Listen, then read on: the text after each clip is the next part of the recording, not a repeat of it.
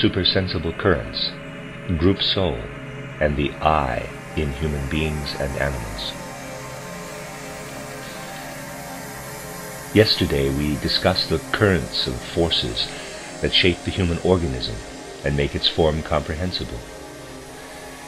We saw how if we get to know the formative forces, the heart and the I, EYE, must, in an amazing way, look just as they do. We delineated the supersensible processes that occur in our organism so that its material structure manifests. And we saw how it is built by the currents that flow from left to right and right to left, from above downward and from below upward, and from front to back, and vice versa. Someone might say, quote, "We will catch you in your own trap. You fail to consider a very important phenomenon when you speak of these currents, from right and left, above and below, and front and back. You do not explain the fact that human beings have organs in precise left-right symmetry, as well as other organs such as the heart, stomach, liver, and so on, that are asymmetrical." Unquote. This person would go on to say, quote, "If the human organism were completely asymmetrical, perhaps we could comprehend how it is formed by your currents. If it differed just as much in its left-right aspect as it does from below upward and from front to back." Unquote. Although one could object in this way, it would be short-sighted, because, as we already pointed out, the currents flowing left to right and right to left are those that form the physical and etheric bodies. The human being is symmetrical in the direction that the currents of the physical and etheric bodies flow. It is just in this direction, where physical and etheric bodies flow, that the human being is symmetrically built. Now recall what spiritual scientific research says about the existence of these currents and the anthroposophic explanations of them, and then ask if it is possible to clarify the reason this has to be as it is. Spiritual scientific research shows that the human physical body is very ancient, having originated on old Saturn. The etheric body was added during the ancient sun, the astral body during the moon, and the I, capital, first appeared on Earth. Footnote: Steiner's planetary references do not refer to the physical planets as we understand them today, but to epochs of cosmic evolution. For a more thorough introduction to these planetary phases, see Title and Outline of Esoteric Science. See also titled The Spiritual Hierarchies in the Physical World, Reality and Illusion. End of footnote. We may now ask what the physical body looked like when it was formed on old Saturn.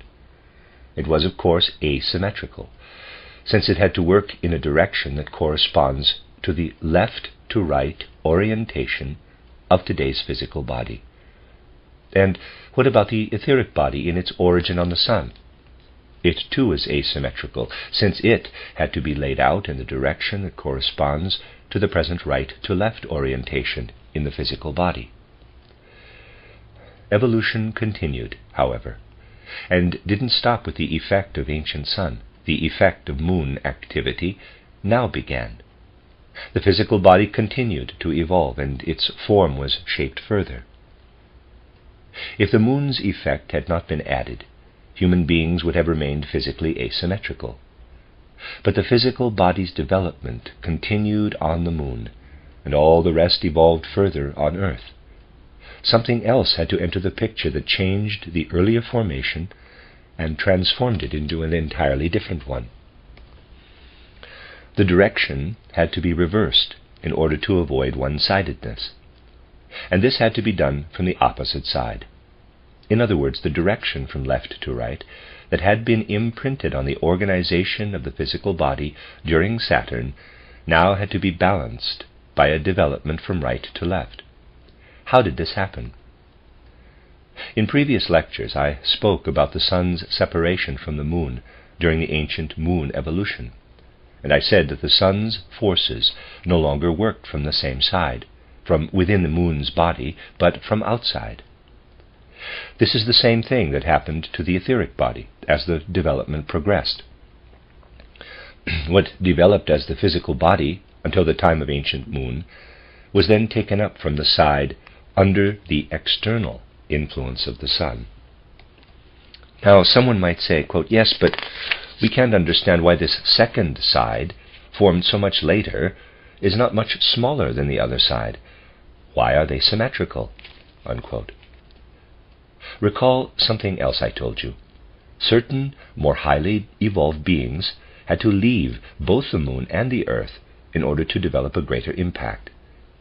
These beings had to find a higher functioning position in order to have a stronger influence from right to left on the human structure than those on Saturn. Their task was not so easy as that of the Saturn beings when they formed the one-sided physical body. Those beings had to overcome what existed from previous evolution. The entire formative process was jammed. These beings had to acquire greater powers by shifting their place of action outside Earth to the sun. That strengthened their powers, and the other side was constructed just like the first. The physical body became a symmetrical structure. If you enter into this question patiently enough, you will be able to confirm every detail of what was said in the Theosophical lectures. The formative forces can be followed even into the most isolated details of the human organs. It would take us too far in these sketchy lectures, of course, to try to explain, for example, the earlobe, but it could be done. If you recall what was said yesterday, that currents flow from front to back, that they emanate from the sentient body acting on the human organism, and that the currents of the sentient soul flow from back to front, you will realize that we have two currents that run counter to each other. How should we imagine the currents of the sentient body from front to back and of the sentient soul from back to front forming the human organism? A sketch will help us visualize it. And there's a sketch of a head here with forces being shown. As was said, the physical and etheric bodies and the main portion of the astral body were already present.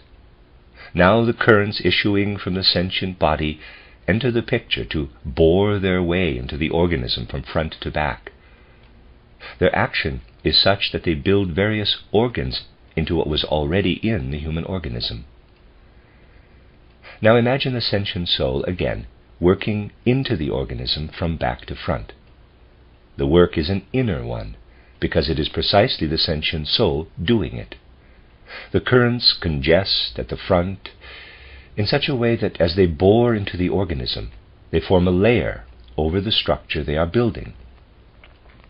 The currents of the sentient soul flow forward and penetrate there at the boundary of the physical body, while the currents of the sentient body flow from the outside in, since the sentient body is outside.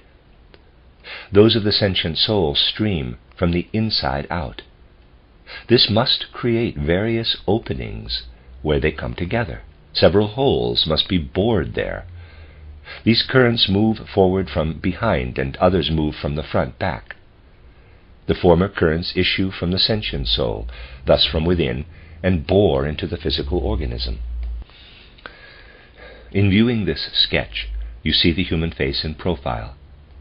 Coming from the front are currents that bore the sense organs of sight, smell, and taste into the head. And from the rear to the front come the formative forces that build the brain above them. This is how the human head is fashioned, as seen from the side. Thus you can say that if spiritual science tells us the truth, the human head actually cannot look other than it does. Where can we find proof for that which spiritual science asserts? Spiritual science demonstrates that if the human head was to arise at all, it would have to appear like this. Let us ask the head if that is how it looks. Yes, it does. The phenomenal world itself presents us with the confirmation, the proof. Or, let us consider something else. The action of the sentient body is from the outside in, that of the sentient soul from the inside out, although it is blocked on the way. It does not make it all the way out. It is blocked in the physical brain, so that it can't get out. It can get out only where the openings bored from the front encounter it. The activity of the sentient soul comes out at those places. It strides out. This results in a part of our inner life pouring itself out precisely as sentient soul. The sentient soul can do that. The comprehension or intellectual soul cannot do this. It also lies suspended in us, and must also bide its time with respect to its effects. It is completely obstructed. It cannot move outward at all, because no currents come to meet it from outside. This is why our thinking is an inner process. It has no way of getting out. Human beings must contemplate within themselves. Other things cannot think for us, nor do they reveal the thoughts to us from outside. We have to bring the thoughts to meet the things. This is the great mystery of the relationship of human thought to the outer world. The sense organs do not convey thoughts to us. If a sense organ has an irregularity, the impression it receives is easily distorted, while, however, in normal life the senses do not distort. The intellect can, because it cannot form a relationship with external things. It is the first member of the human being that is able to err, because its activity is dammed up within the brain and cannot get out. And what is the result? It is impossible for human beings to think about the outer world and to have the right thoughts about it unless they have within themselves the capacity to let right thoughts arise. You can see from this that the external world could never give human beings accurate thoughts if the thoughts were not to arise from within. The external world can provide correct sense perceptions, but perceptions cannot think. Thought is subject to error, however, and we human beings must have the power for accuracy of thought in us. This demonstrates to anyone who cares to contemplate it that if accurate thoughts arise in us about something external that we have not had any contact with in the present incarnation, it points to a previous life. Think for a moment. Human beings are supposed to think accurate thoughts about the wisdom of the world, but cannot go outside themselves with their thoughts. What permeates the things of the outer world as wisdom must arise within the human beings themselves. There is a boundary between the two, and they can never come together. This can only mean that they must have been together at an earlier time, when the human I did not yet. Let me read that again. This can only mean that they must have come together at an earlier time, when the human I did not yet hold back the currents flowing from above downward. Now that's capital I. The I was still allowing them to pass through. We must conclude, therefore, that human beings must have been organized differently, that today's brain thinking was once, like the sense perceptions of the I, EYE, connected with the external world in such a way that human beings saw their thoughts. What does it mean to say that people saw thoughts, which we are now limited to merely thinking? It means that they were clairvoyant. Because it is the I, capital, that separated them from the ancient clairvoyance, however, the I was thus not yet present. We must therefore call it a clairvoyance that was still dim, and not yet illuminated by the I. Dim is the right term for that ancient clairvoyance. People must have passed through earlier stages in which they possessed a dim clairvoyance. Again, the present-day organism shows us that the human being of earlier times was organized differently. If what has been stated is true, it has very important implications for practical life, for it implies that sense perception can tell us the truth about all the relationships of the material world, disregarding, of course, the sense illusions. Sense perceptions place us in direct relationship to the outer world. We touch it directly. It also implies that we can know what is within us only through the power of our intellect. When, for example, the eye flows inward, it is actually there, within us.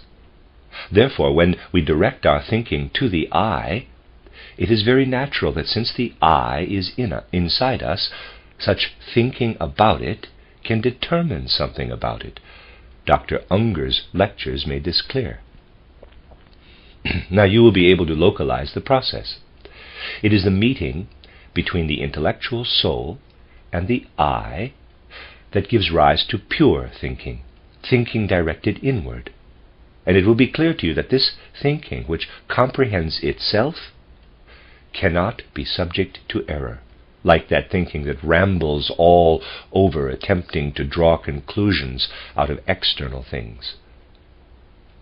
In pondering the outside world, such thinking gets only as far as the concepts and truth it already finds within itself about the outer things. We have to hold the concepts up to things as a reflection. The things themselves can reveal nothing more than their sense-perceptible aspects.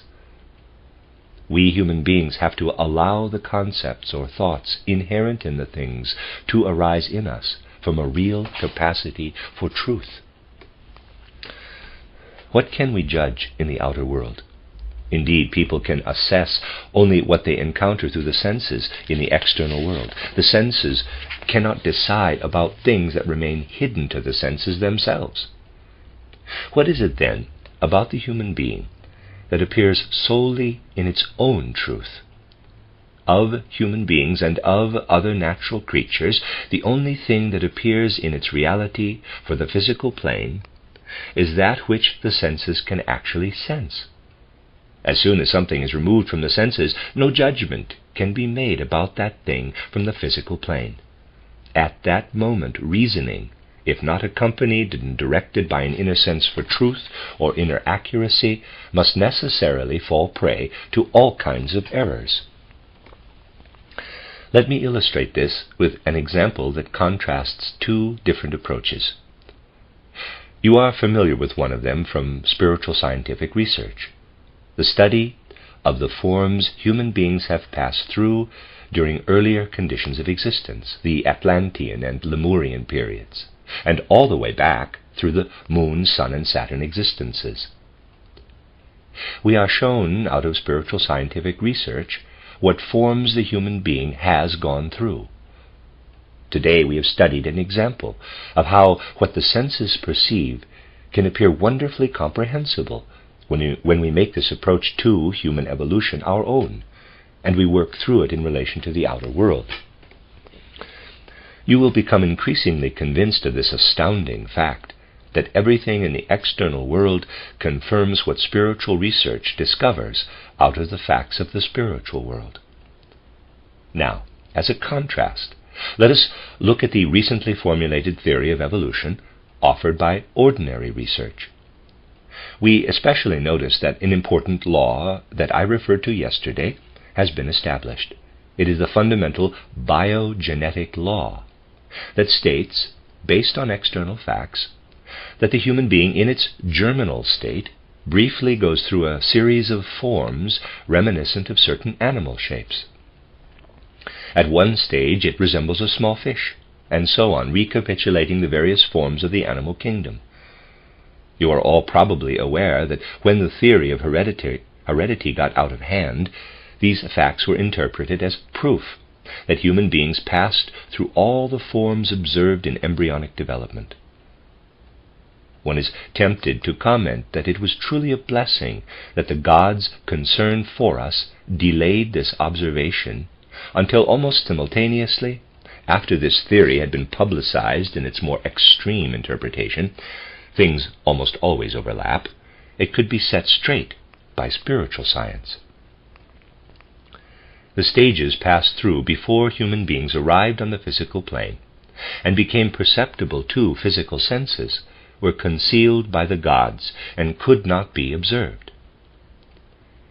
If such a discovery had occurred earlier, ideas that are even more absurd might have resulted. The facts themselves are, of course, correct, since they are perceived by the senses, but when conclusions are to be made about it, the forces of the intellectual soul become involved, and that soul has no access to anything the senses have not experienced. If it lacks the inner endowment for discerning truth, it necessarily errs. Here we have a striking example of how the power of reasoning that comes from the intellectual soul can sail into error. What does it show? That at a certain point in embryonic development human beings resemble fish? It shows that we cannot utilize the fish nature in ourselves and must get rid of it before entering our human phase of existence. The next shape in embryonic development must also be rejected as unsuitable, as must all animal forms, because they do not belong to us. We could not have become human beings if we had ever appeared on earth in such an animal form. We had to separate all such forms from ourselves to enable us to become human beings. If you pursue these thoughts correctly, you will arrive at correct conclusions. What is demonstrated by the fact that at a particular point in our embryonic development we resemble fish? It simply shows that in our line of descent we never looked like fish and rejected the fish shape as unusable, since we were not to resemble it. We may also inquire about the significance of all the other forms of embryonic development that modern science shows us. They show us all that we never were, and that had to be expelled in past periods of evolution.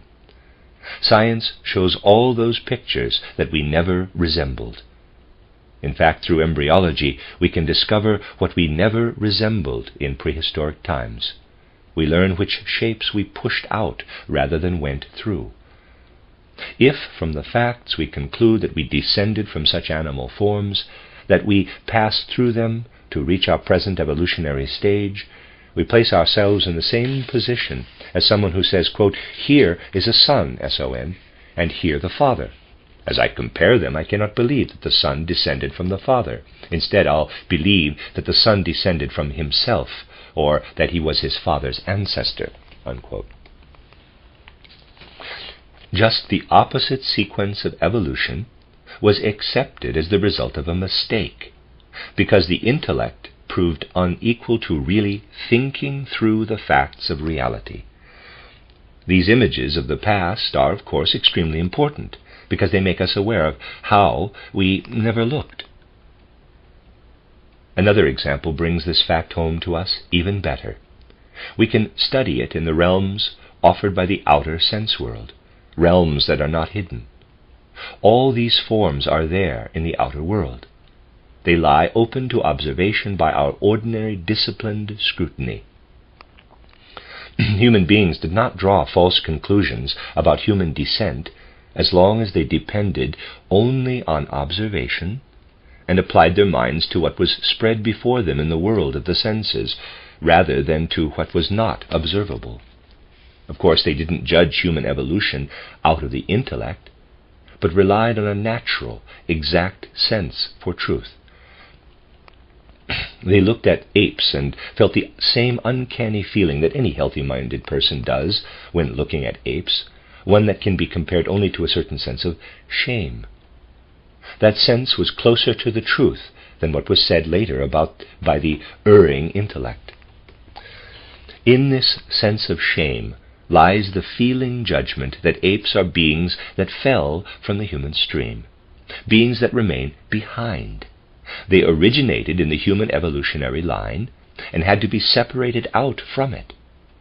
Contained in this was a feeling that human beings could reach today's heights only by first separating from themselves what has now become the ape form.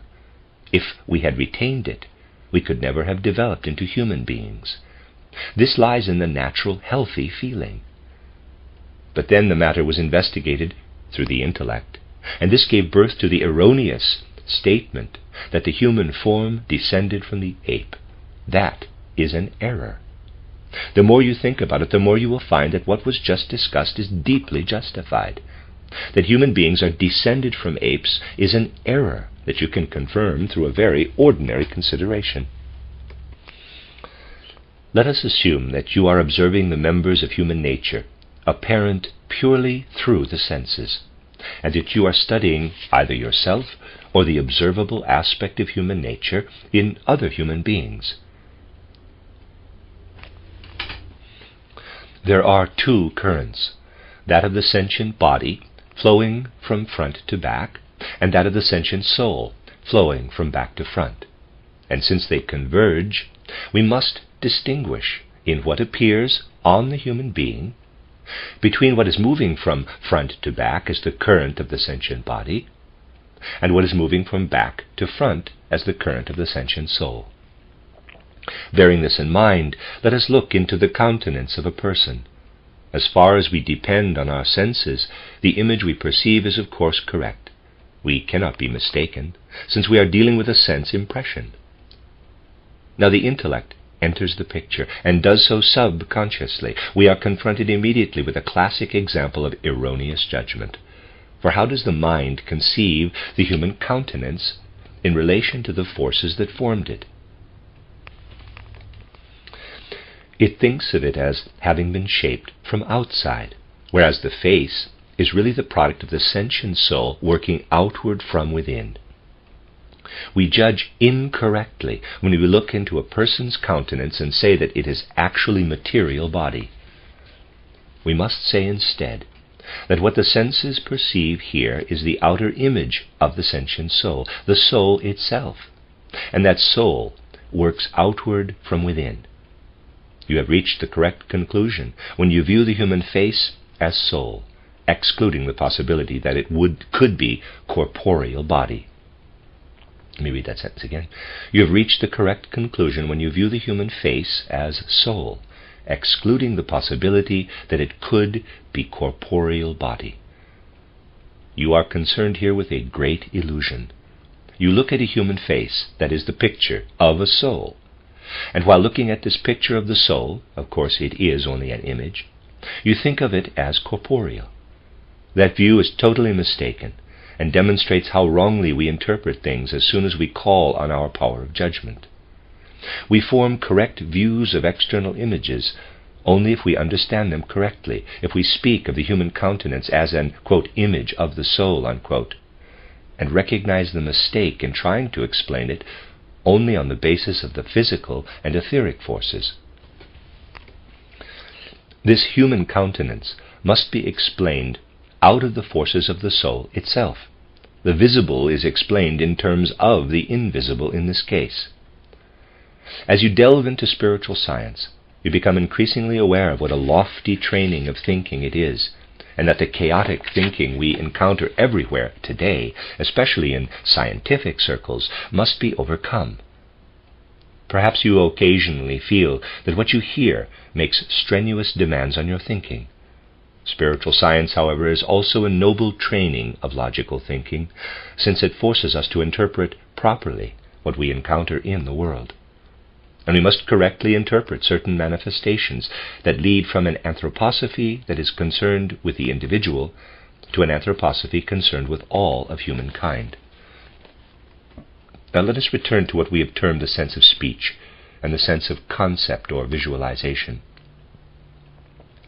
Did the sense of speech or tone precede the sense of visualization in earthly human evolution, or vice versa? We will have accomplished quite a lot if we succeed in sufficiently penetrating human development on this low plane so as to answer the question whether or not we learn to understand words first or to perceive and understand received mental images first. This question has little to do with spiritual science, because we can all find the answer by watching the way children learn to speak and perceive thoughts. All of us are aware that children learn to speak first, and only then to perceive thoughts.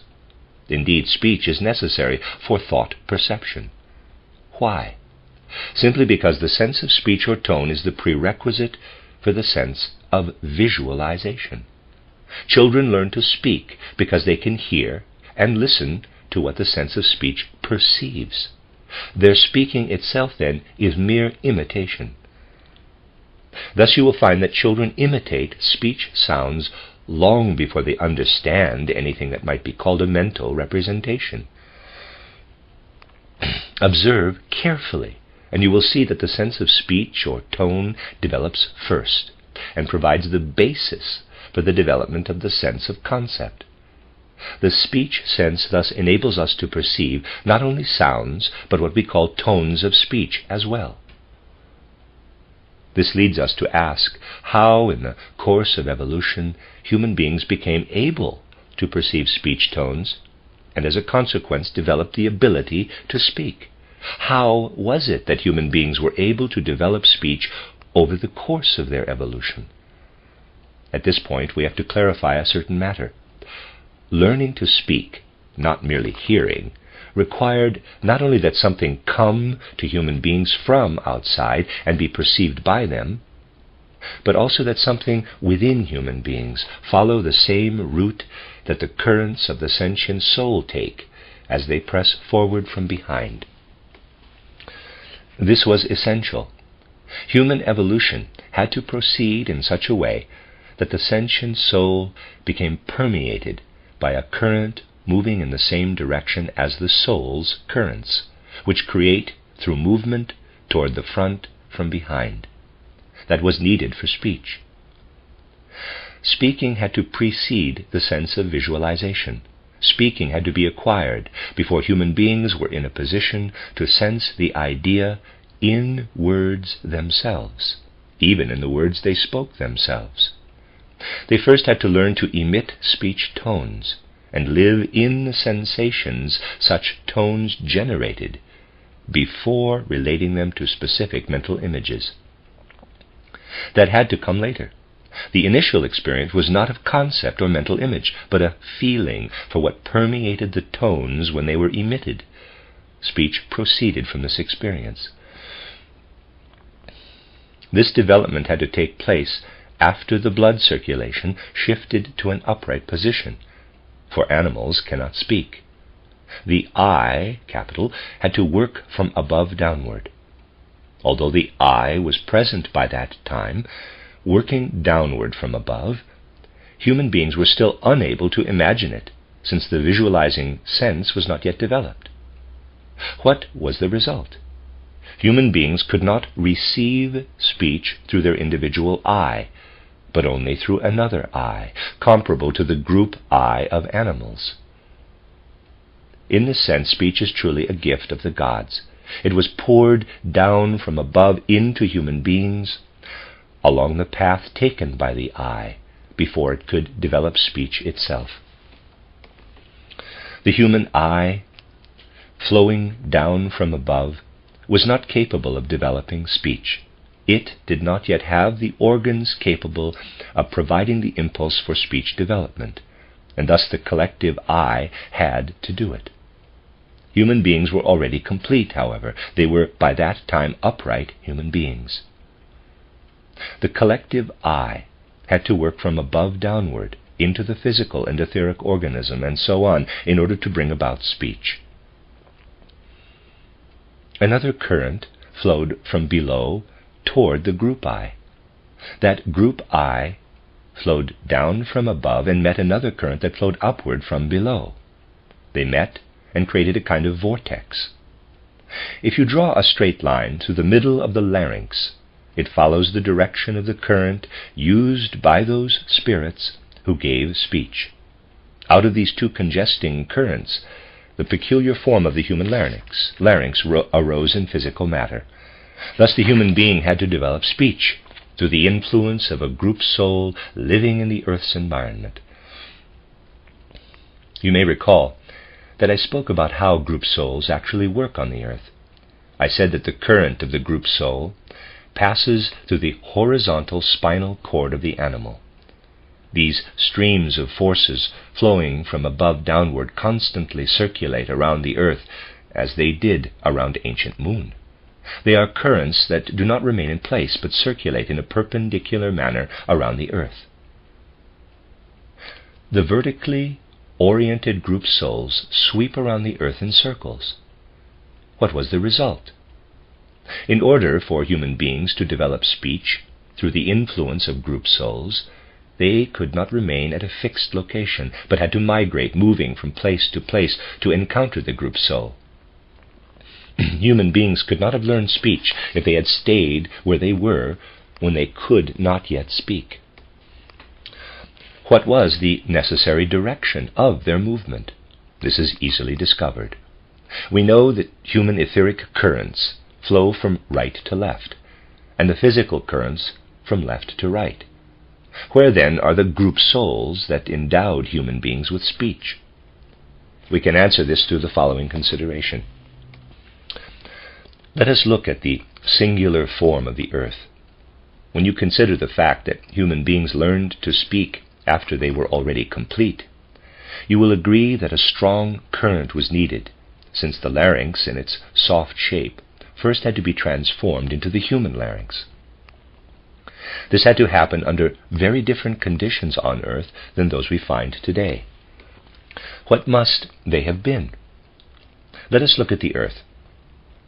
Imagine that you are standing on the earth facing east. The west is behind us, the north to the left, and the south to the right. Now notice the strange fact that emerges. The currents involved in structuring the physical body flow from left to right. They occur in the outer world as well, and they were present when the earth was formed. Here you have the powerful currents that come from the north and move toward the south. These currents bring physical matter into existence.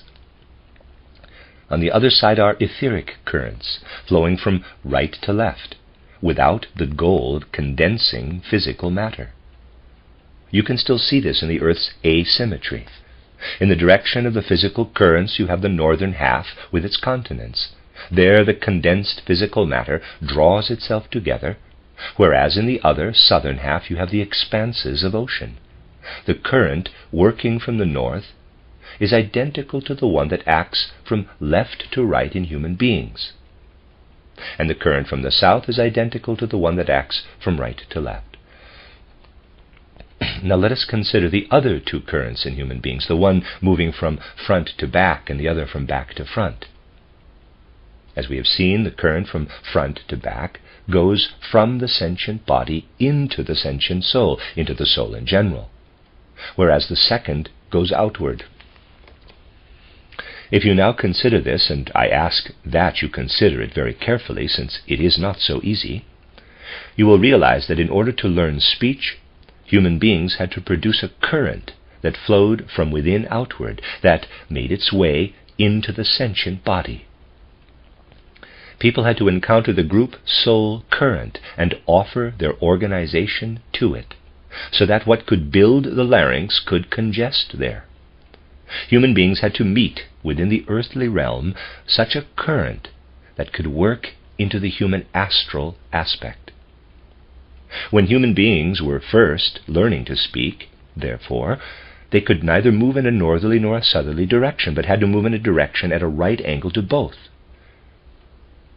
In other words, they had to move east to west or west to east at the time when they were to learn to speak. Spiritual science tells us that human beings at one time lived in ancient Lemuria, there where the sea now extends between Africa and Asia. Then they moved in order to learn to speak. They could not go south or north, but had to move west to ancient Atlantis.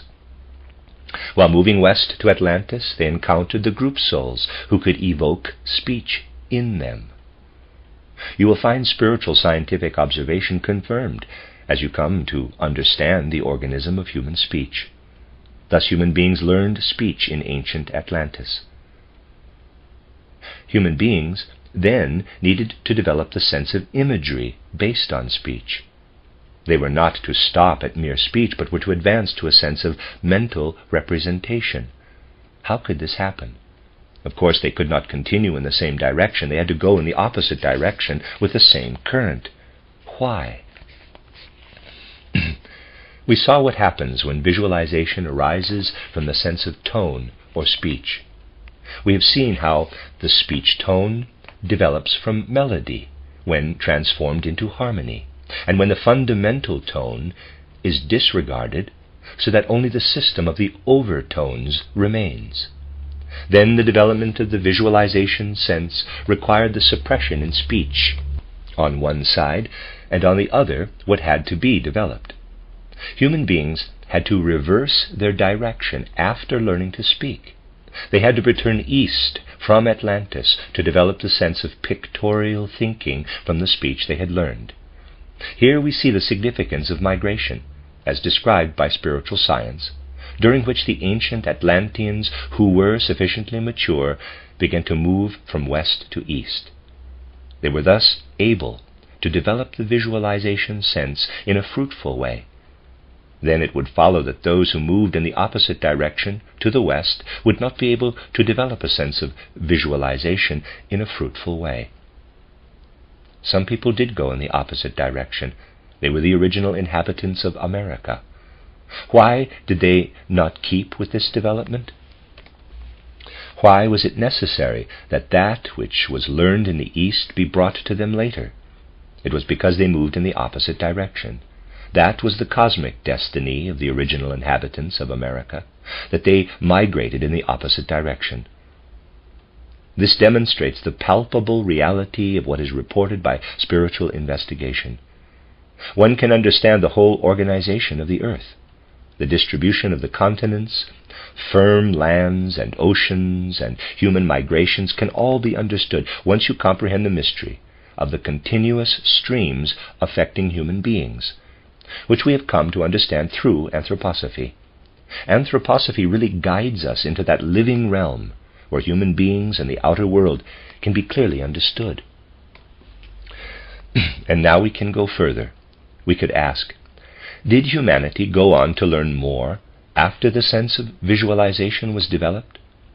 Humanity was not intended to stop short at pictorial imagination, but to progress toward the ability to form concepts. The next step was to ascend out of the mere visualization sense to the soul life. Again, humankind had to move in the reverse direction. First, humanity had to go east to develop the imaginative life. To develop pure concepts, on the other hand, called for a reverse migration, since the ability to conceptualize could be attained only after returning westward. If we had enough time to bring together all the findings of anthroposophic research, we could gain a detailed understanding of the great migrations that occurred during the 4 post-Atlantean cultural periods. We would obtain a wonderful tapestry of the activity of spiritual forces in every aspect of the formation of Earth and humankind. Thus far we have considered the currents that flow downward from above, from right to left, from front to back, and so on. But we are somehow stopped there, unable to continue. Spiritual science demonstrates that there are 3 senses that are higher than the sense of visualization. The senses of imagination, inspiration, and intuition. In ordinary life, they flow into the soul, but they flow outward in clairvoyance. This is reported by spiritual science. In order for these senses to exist in physical human beings, they must all build organs for themselves and must work in a certain way. Here we must consider something that is found only in human beings, something that animals do not yet possess in the same form. It is the inner soul activity of memory. It is pure scientific invention to say that animals have a faculty for remembering. It is not surprising that animals act in a way that requires the same explanations used to explain human behavior. It is a mistake, however, to call such animal behavior memory. The primary orientation of animals, which had to be changed to the upright in humankind, so that the eye could flow in and memory develop, remains horizontal, and just as in human beings, toward the front. This orientation of animals eliminates obstruction and allows the flow of the currents of the sentient, intellectual, and consciousness souls through it, although without the eye. Thus it is possible for animals to commit acts that are indeed reasonable, but definitely are not I imbued. That is why we cannot speak of animals as having intelligence. This is where a huge area of error arises in modern science. The facts show only that one can be directed by intelligence without possessing it, and that is how it is for animals. The fact that we encounter phenomena in the animal realm resembling human memory is a natural result of the animal form. But to speak of the form of memory is a gross error and creates a complete confusion. In memory, there is something completely different from what may be found in mere reasoned thinking or even in visualization.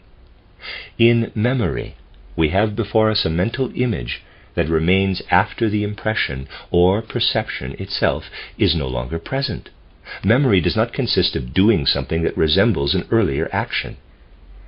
If that were the case, Professor H would be correct in saying that when a chick breaks out of an egg and immediately begins to peck, it demonstrates the possession of memory, since it repeats something that its ancestors did.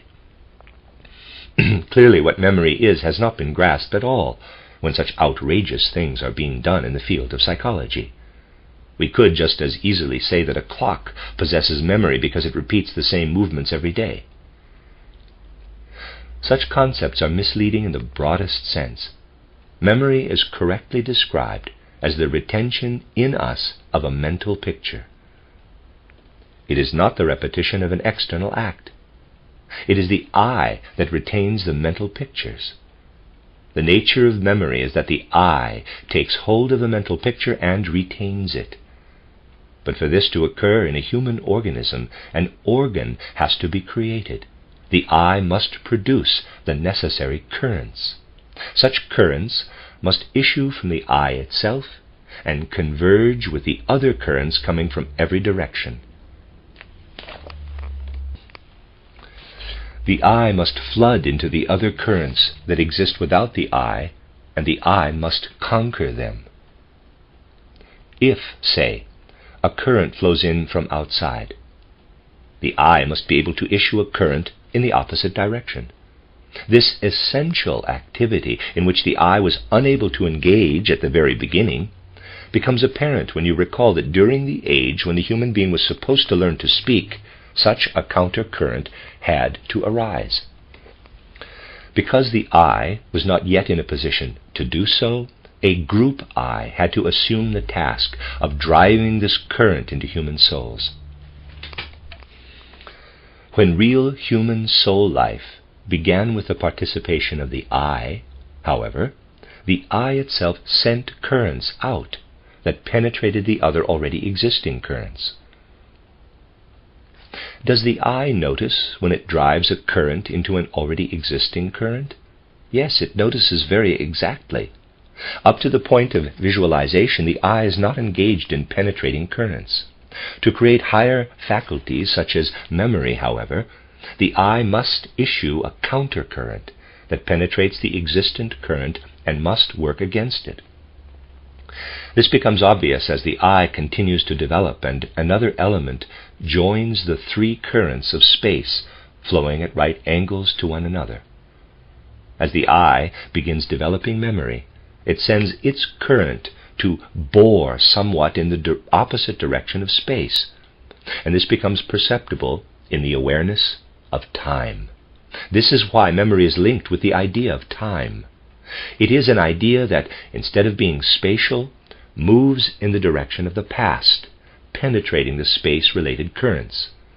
Thus it is with everything the I develops out of itself. It would lead too far off the subject to develop everything in detail, but we can point to the current that flows as the I develops memory. This is the current flowing from left to right. Currents also flow in the same direction as that in which the I develops characteristics such as habits. These left to right currents flow counter to the earlier currents that arose without the I. The I bores into them. In studying the soul life, we can distinguish between the sentient, intellectual, and consciousness souls. The intellectual soul can still be deceptive. You will recall that I said it is possible to have intellect without possessing intelligence, since intelligence is based on the I being. To gain inner access to the I, the intellectual soul must develop from within to the level of the I. Then it ascends to the consciousness soul. Now, this always involves opposite directions. When it becomes conscious, the consciousness soul always assumes thereby a direction counter to that of the intellectual soul, which still works in the unconscious. Is there any evidence that the stream of these two souls flow in opposite directions? This can be observed under certain earthly conditions. Think, for example, of learning to read, which in a certain sense is a very intellectual activity, not necessarily based on possessing an intelligent I. What I am about to say applies primarily to Europe, where, as you know, the population waited, as it were, for later cultural conditions to develop. Thus, you arrive at something that was present in Greco-Latin culture, when the intellectual soul first developed what is called writing. People began to learn to read and write as that soul was formed. This was, however, only the very beginning. This feature was retained. Then came the effect of the consciousness soul. Conscious activity must occur in a direction counter to that of the intellectual soul, because the two currents flow in opposite directions. People first learned to calculate once they had developed the consciousness soul, since arithmetic is a conscious activity. We see these directions reflected in European writing, which is from left to right, owing to the involvement of the intellectual soul, whereas their calculation is done from right to left. When they add, for example, they add by columns, right to left. We see here, as in a picture, the two different currents, those of the intellectual soul and the consciousness soul, one superimposed over the other. This is not how it is everywhere. The nature of Europeans can be read from this example. It shows that they were predestined to wait in the development of the intellectual soul until a certain point in time, so that the consciousness soul would not develop prematurely. By way of contrast, what needed to be developed in the consciousness soul in Western culture, other ethnic groups had developed as capacities of the intellectual soul. These people, therefore, had to be given the possibility of accomplishing something with the intellectual soul that those who waited could accomplish only later through the consciousness soul. It was the Semites who had the mission of preparing for the development of the consciousness soul while developing the intellectual soul, thus becoming pioneers of the consciousness soul. Because of this, they write from right to left. These findings offer us a means for understanding not only the human being as such, but also all cultural phenomena. Such facts explain why at a certain evolutionary moment writing and calculation were accomplished in a particular way. We could explore further, right into the forms of the letters of each people, and see whether this or that individual folk formed its letters with strokes from left to right or vice versa. It is a matter that can be understood on the basis of these spiritual facts. You see here the future mission of spiritual science, if it is to bring light into people's heads for an understanding of what would otherwise remain unintelligible. It is probably not right to end these considerations at this point, so we will continue tomorrow in a certain way to finish them. Even so, it will be only a brief sketch. I will, therefore, be speaking tomorrow from an anthroposophic perspective about what we might call one of Goethe's daughters. You are aware that I wrote an essay entitled Goethe, Father of a New Aesthetic. In it I described Goethe's parental role in connection with the conception and the understanding of the arts. It is my intention tomorrow to describe Goethe's child, a really new conception of the science of art, of aesthetics.